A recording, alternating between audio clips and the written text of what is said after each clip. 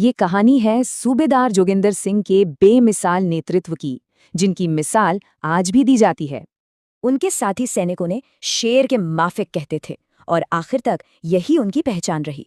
अक्टूबर 1962 भारत चीन सीमा विवाद अब एक पूरी जंग बन चुका था। अरुणाचल में बम ला दर्रा एक बहुत अहम मोर्चा था। इसके हाथ से जाने का मतलब था तवांग पर सीधा खतरा, और इसे बचाने की जिम्मेदारी दी गई एक सिख रेजिमेंट की सिर्फ एक प्लाटून को। अब जरा फर्क देखिए, एक तरफ 29 सिख जवान और दूसरी तरफ 1000 से ज्यादा चीनी सैनिक। और हालात दुश्मन से भी ज्यादा खतरनाक, कड़ाके की ठंड, कम ऑक्सीजन और नाकाफी हथियार। इस प्लाटून की कमान थी सूबेदार जोगिंदर सिंह के हाथ में। वो 2 जंग पहले भी देख चुके थे।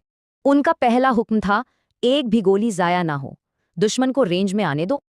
और ये तरकीब काम कर गई। दुश्मन का पहला हमला नाकाम हुआ, उन्हें भारी नुकसान उठाना पड़ा। दूसरे हमले में सूबेदार सिंह की जांघ में गोली लगी, पर उन्होंने पोस्ट छोड़ने से मना कर दिया। ये सिर्फ बहादुरी नहीं थी, ये थी लीडरशिप। घायल होने के बावजूद उन्होंने खुद LMG संभाली। लेकिन अब लड़ाई एक ऐसे मोड़ पर आ गई जहां से वापसी मुमकिन नहीं थी। प्लाटून के लगभग आधे जवान या तो शहीद हो चुके थे या बुरी तरह घायल थे। गोला बारूद खत्म, कम्युनिकेशन ठप। अब वो पूरी तरह अकेले पड़ चुके थे। पीछे हटना या सरेंडर करना ही समझदारी थी, पर उन्होंने कुछ और ही तय किया था। उनका आखिरी हुक्म था, संगीने चढ़ाओ। ये एक आखिरी जवाबी हमले का आदेश था। और भोले सो निहाल के जयकारे के साथ बचे हुए जवान दुश्मन पर टूट पड़े।